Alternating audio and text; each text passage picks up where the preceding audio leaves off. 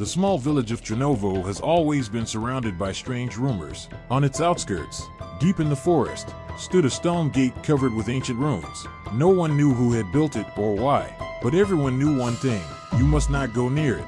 The locals believed that this gate was the border between the world of the living and the world of the dead. They said that those who dared to open them would disappear forever, and those who had long been buried in the ground would come after them. When 25-year-old Katya arrived in Chernovo, she knew nothing about the gates. She was an archaeologist and dreamed of finding something unusual, but what she found was much scarier than she could have imagined. Katya came to Chernovo at the invitation of Ivan, a local historian, who claimed that there was an ancient artifact in the forest. "You won't regret it," he said. "This place is full of mysteries." When they reached the forest, Katya saw a gate, tall, dark, covered with ruins. They looked as if they had stood there for thousands of years. "Who built it?" she asked. "No one knows, but the locals say this place is cursed." Katya only grinned. She didn't believe in curses. "I need to study them closer," she said, pulling out her camera. As Katya approached the gate, she felt a strange pressure in the air, as if nature itself was trying to stop her. The runes on the stone seemed to glow with a faint blue light. She ran her fingers over one of the runes, and at that moment she heard a whisper. "Don't touch them." The voice was barely audible, but it sounded right in her head. Katya jerked her hand away and looked around. The forest was empty, but the feeling that someone was watching her never left her. "Is everything all right?" Ivan asked, noticing her confusion. "Yes," Katya lied. "It just seemed like it." That night Katya couldn't sleep. Images of the gate kept popping up in her head. She heard the same whisper that she had heard during the day, only now it was louder.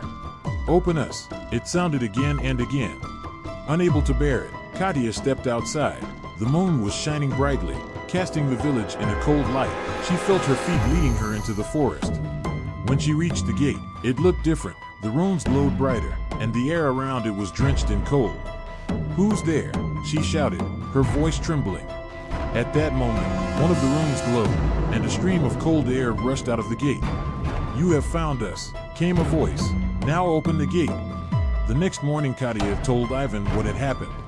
"Were you at the gate at night?" he asked with horror in his voice. "Yes," she admitted. "I heard a voice." Ivan turned pale. "You shouldn't have gone there. Those gates aren't just rocks. They are sealed for a reason." Katya didn't understand why he was so afraid. "I have to find out what's behind them," she said. "If you open them, you'll release something that shouldn't be in our world," Ivan replied. Katya decided to research the local legends. In an old book found in Ivan's house, she read that the gates were built to keep out the ancient dead entities that feed on the life energy of the living. Whoever opens the gate will be their first sacrifice, the book said. Katya realized that the legend might be true, but her curiosity overcame her fear. "I have to find out what's in there," she whispered to herself. That night Katya went to the gate again. This time Ivan followed her, trying to stop her. "You don't realize what you're doing," he shouted. But Katya was already standing in front of the gate. The runes glowed and the whispering became deafening. "Open us." The voice grew louder and louder. Katya touched the center rune, and the gate began to slowly open. As the stones shifted, a thick mist escaped from within, and the air was filled with the smell of rot. "What have you done?" Ivan whispered. A figure emerged from the gate. Her eyes glowed red and her mouth stretched in a ghastly smile. "We're back," she said.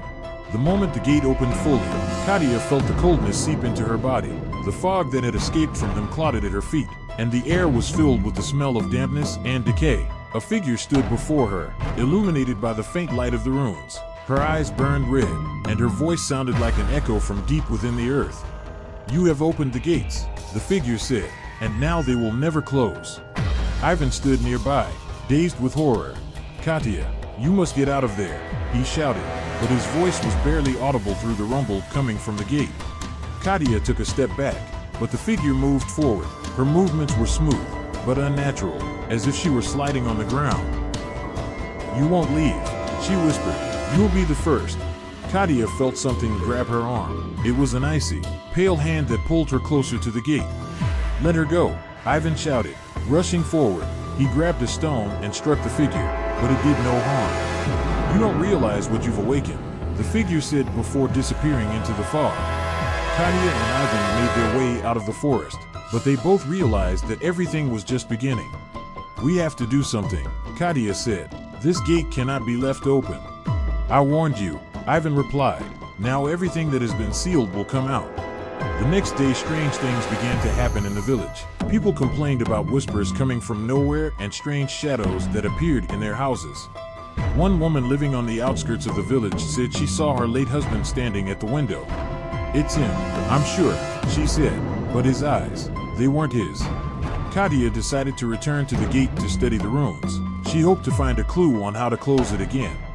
Among the runes, she found a symbol that was different from the others. It was more deeply carved and glowed brighter. Remembering the old book she had seen at Ivan's, Katya realized it was a seal. "If you break it, you can seal the gate again," she told Ivan. "That's dangerous," he objected.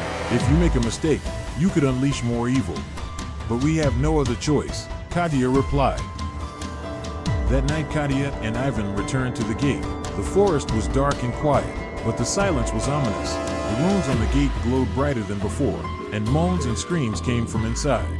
"They're getting stronger," Ivan whispered. Katya took out the hammer she had brought with her and headed for the center room. "Are you sure?" Ivan asked. "No," she answered, "but I have to try." When she struck the room, the gate shuddered. A stream of mist burst from it, and the moans grew louder. "You woke us up," a voice rang out. A new figure emerged from the gate, much larger and scarier than the one Katya had seen before. Her eyes burned with fire, and her hands were covered with long claws. "You can't stop us," it said. The figure lunged at Katya, but Ivan managed to push it aside.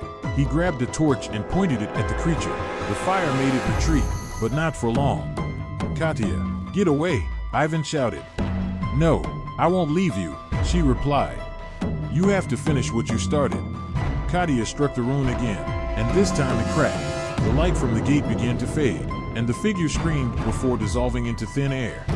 When the gate finally closed, the forest was quiet again, but Katya knew this wasn't the end. The runes on the gate were still glowing, and the whispers hadn't completely disappeared. "We've bought time," Ivan said, "but this is only the beginning." Katya realized that she was now connected to the gate. If they opened again, she had to be ready. After Katya and Ivan were able to close the gate, life in the village of Chernovo began to return to normal. Whispers and shadows began to fade, and people stopped being afraid to go out at night. But Katya knew that this was only a temporary lull. The runes on the gate were still glowing, and the fog they had released hadn't completely disappeared. Katya felt that the gate was still connected to her. At night she had dreams in which she stood in front of them, and a familiar voice sounded from within. "You have closed us, but you have not destroyed us." One morning Katya noticed a strange symbol on her hand. It was barely recognizable, like a burn, but it resembled one of the runes on the gate. The symbol pulsed, as if it were alive, and grew brighter every day. "It's a mark," Ivan said when Katya showed him the symbol. "The gate has left its mark on you." "What does it mean?" she asked. "Maybe you're connected to them now, and if they open again, you will be the first one they call." Katya decided to find more information about the runes and their meaning. In an old book that Ivan kept in his house, she found mention of the Seal of Shadows.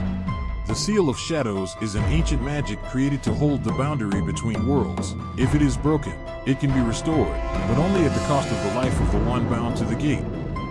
Those words made Katya freeze. She realized that closing the gate was only a temporary solution. To destroy them permanently, the seal would have to be restored, and that would require sacrifice. A stranger had arrived in the village, a tall man in a black cloak, with sharp features and piercing eyes. He introduced himself as Artemy, a curse hunter. "I heard that you opened the gate," he said, turning to Katya, "and now you need my help to fix it." Katya looked at him in disbelief. "Why do you want to help us?" "Because if the gate opens again, it won't just affect your village," he answered. "It will affect the whole world." Artemy offered to return to the gate to perform a ritual to restore the seal. He warned that it would be dangerous, as the entities from the gate would try to stop them. Katya, Ivan, and Artemy traveled into the forest at night. The forest seemed even more sinister than before. The runes on the gate glowed brighter, and the air was heavy, as if the forest itself was breathing. As they drew closer, figures began to emerge from the mist.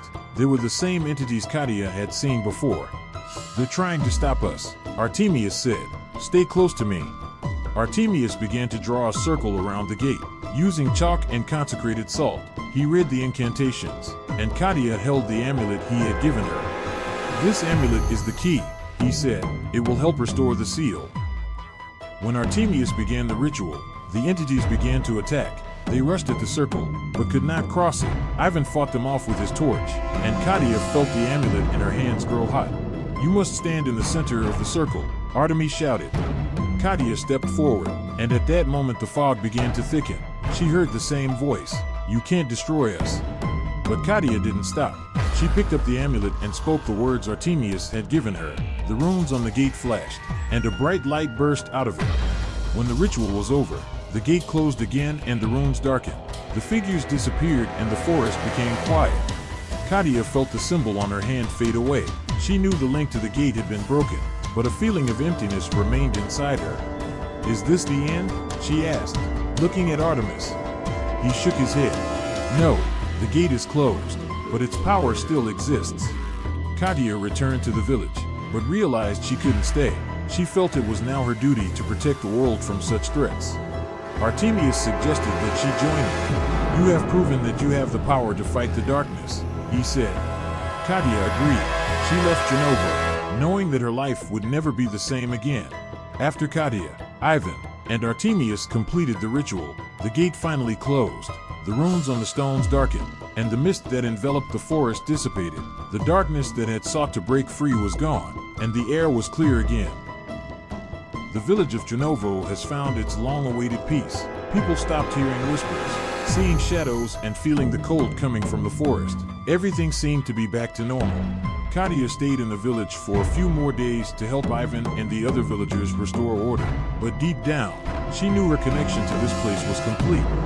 "You've done more than you could," Ivan said as he saw her off on her last day. "We are safe now, thanks to you." Katya smiled, but there was sadness in her gaze. She understood that the gate was closed, but the very idea of its existence remained threatening. Artemius, the curse hunter, suggested that Katya join him. He saw strength and courage in her that could come in handy when dealing with other ancient threats. "You have proven that you are ready to face the darkness head-on," he said, "but remember that such battles always leave a mark." Katya refused. She decided to return to her normal life, although she realized that after all her experiences, her life would never be the same again. "If I need help again, I'll find you," Artemy said before he left. On the last night before she left, Katya returned to the forest. She stood at the gate, which now seemed to be just ancient stones. The runes no longer glowed, and no mist rose from the ground.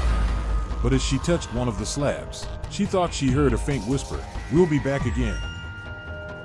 Katya jerked her hand away and took a step back. She knew it could just be her imagination, but she still felt a chill run down her spine.